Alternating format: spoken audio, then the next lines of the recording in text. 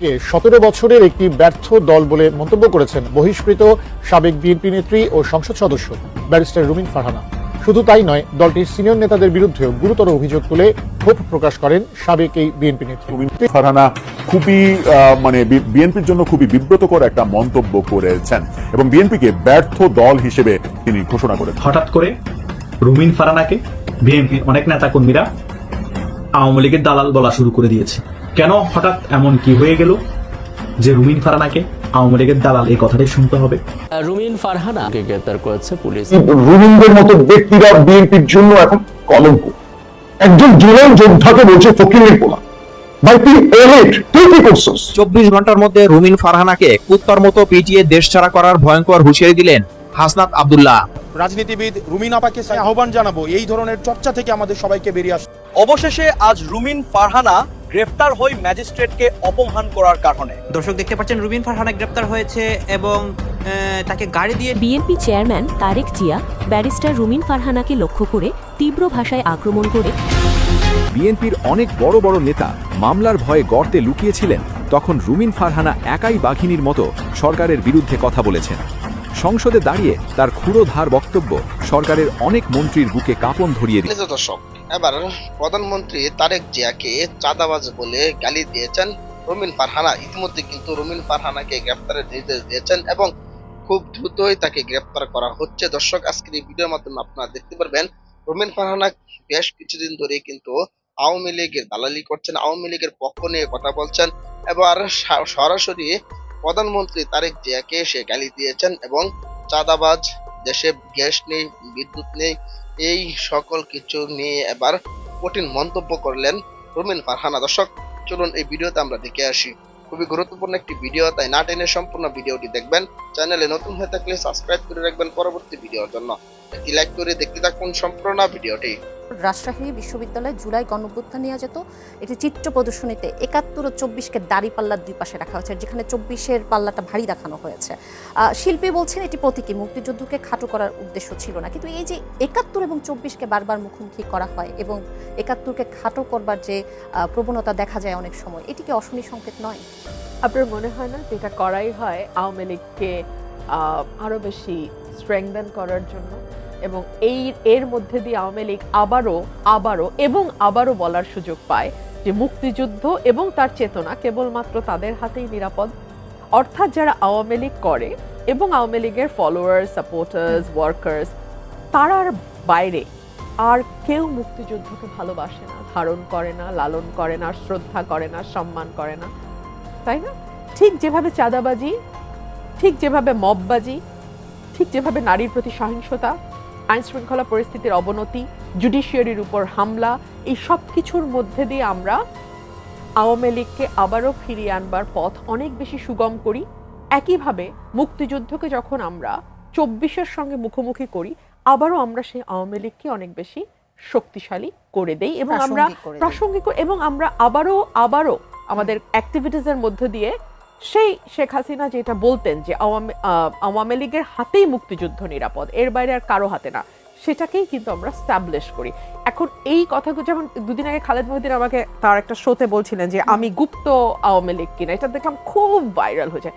ভাই, আমি গুপ্ত সুপ্ত কিছুই না, আমি খুবই প্রকাশ্য, সাদাকে সাদা কালোকে কালো বলা মানুষ। হ্যাঁ, এই যে আমি কথাগুলো বললাম, একটাও কিন্তু আওয়ামী লীগকে স্ট্রেংথেন করবে না, কিন্তু আপনার অ্যাক্টিভিটিস, হ্যাঁ, আপনি আজকে জামাতের ছত্রছায়ায় বা বিএনপির ছত্রছায়ায় বা সরকারি দলের ছত্রছায়ায় বসে আপনি যে আকাম কুকাম কুকর্মগুলো করে দেশের মানুষের নাভিশ্বাস উঠায় ফেলতেছেন, এগুলা কিন্তু আওয়ামী লীগের পথ সুগম করবে। সো যদি আওয়ামী লীগকে আসার পথ কেউ করে দেয়, সেটা আপনারা। আর যদিও আমি ব্যক্তিগতভাবে কোনো রাজনৈতিক দল কাগজে কলমে নিষিদ্ধের পক্ষে না, এটা আমি জামাত নিষিদ্ধের সময় থেকে বলে আসতেছি। মানে তখন কিন্তু আমাকে বলা হয়তো আমি আইএসআই, তখন বলা হয়তো আমি জামাত শিবির, তখন বলা হয়তো আমি রাজাকার, এক্সেট্রা এক্সেট্রা এক্সেট্রা। এখন আবার পুরো পাশার দান ঘুরে গেছে, এখন আমি হয়ে গেছি শেখ রুমিন, এখন আমি হয়ে গেছি ফ্যাসিস্ট। মানে ইটস আ হিলারিয়াস কান্ট্রি। এই দেশে মানুষের কোনো মানে আপনার বক্তব্যগুলি আওয়ামী লীগের পক্ষে এখন যাচ্ছে, কারণ হচ্ছে যে আপনি আসলে যার প্রতি অন্যায় হচ্ছে তার পক্ষে কথা বলছেন, ব্যাপারটা কি এরকম?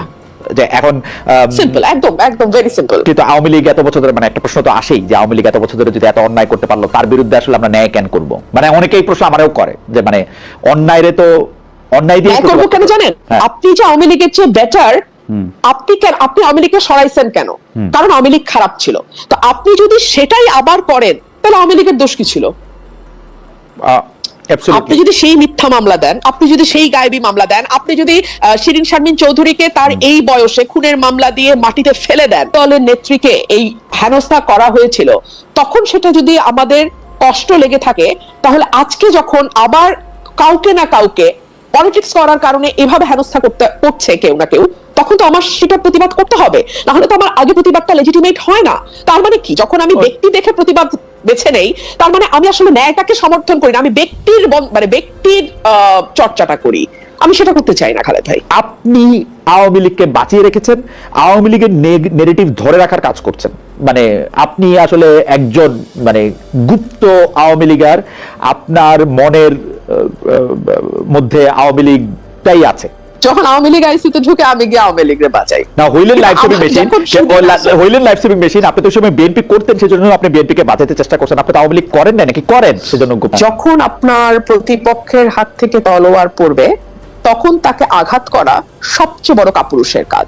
আপনি আপনার প্রতিপক্ষকে আঘাত করবেন, আমি আপনাকে তখনই বীর বলবো যখন সে তার সর্বোচ্চ শক্তির অবস্থাতে থাকে। আওয়ামী লীগ যখন তার সর্বোচ্চ শক্তিশালী অবস্থায় ছিল, তখন আজকে যারা কমেন্ট করছে তাদেরকে নিয়ে কিছু বলা কি ঠিক হবে? প্রথম শপথ অনুযায়ী যে সংবিধান, সেই সংবিধানে আমাকে বলে দিচ্ছে যে কোন কোন, মানে আমি যদি পরিবর্তন আনতে চাই কিভাবে পরিবর্তন আনবো। তারা কেন বিপ্লবী সরকার গঠন করলো না? এখন কি দাঁড়িয়েছে, সংবিধানের কিছু অংশ আপনি সুবিধা মতো মানছেন, কিছু অংশ আপনি সুবিধা মতো মানছেন। রাষ্ট্রপতির কাছে শপথ নিচ্ছেন, কিন্তু আবার বলছেন এই রাষ্ট্রপতি সংসদে এসে দাঁড়ালে আপনি মব করে তাকে সরিয়ে দেওয়ার একটা মানে পায়তারা করছেন। মানে এটা মানে কি একরকম, মানে মনে হচ্ছে একটা বড় কেক পাওয়া গেল, আপনি একবার এদিকে খাচ্ছেন আবার বন্ধুকে দেখে ওইদিকে দিচ্ছেন। সেইটা তো মোটামুটি ভাবে আমরা সবাই করতেছি। মানে আমরা সংবিধান করতেছি, সংবিধানে যা কিছু আছে সেগুলি অর্ধেকটা মানতেছি, অর্ধেকটা মানতেছি না। কিছুটা ভালো লাগলে মানতেছি, কিছুটা ভালো লাগলে মানতেছি না। এটা ভালোই, এটা খারাপ না। কারণ মনে হয় যে সংবিধানের জন্য তো মানে আমরা পরবর্তীকালে আমরা যাই করবো সেটাই সংবিধান, এটা তো আমরা আগেও দেখে আসছি। পরে এগুলি সবগুলি ঠিক হয়ে যাবে, এতে অসুবিধা নাই। কারণ আমার মনে হয়েছে যে যদি তারা করারই হতো দলগতভাবে, তাদের এটা আর বহু আগেই করার কথা। আমি কোনো উপায় অন্ত না দেখেই এককভাবে এটা তুলতে বাধ্য হয়েছে, এবং যেহেতু আমাদের হাতেও সময় নাই, আর একদিন মাত্র, সো আমি পয়েন্ট অফ অর্ডার ছাড়া আমার আসলে আর কোনো উপায় ছিল না। ওকে ওকে, আরেকটা মন্তব্য আপনি নেন প্লিজ।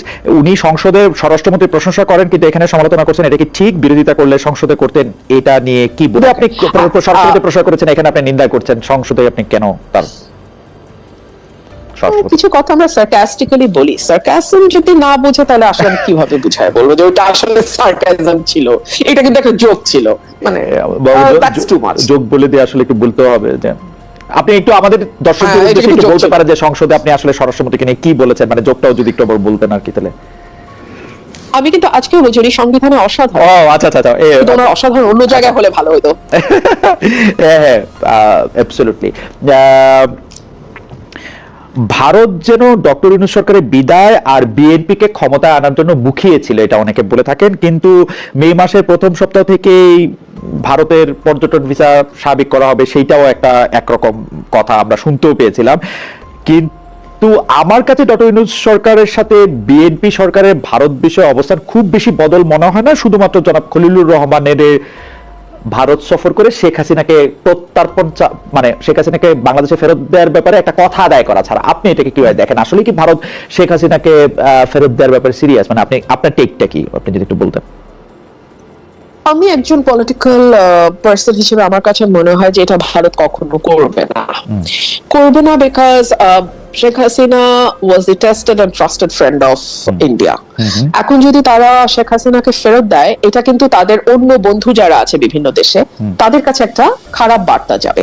এক, দুই হচ্ছে ভারত কিন্তু একটা বিষয় পরিষ্কার করেছে যে কেউ যদি তাদের দেশে আশ্রয় নেয় তাহলে তারা তাকে কখনো তার দেশে পুশ করে না। দালাই লামার কথা তারা কিন্তু খুব বলে।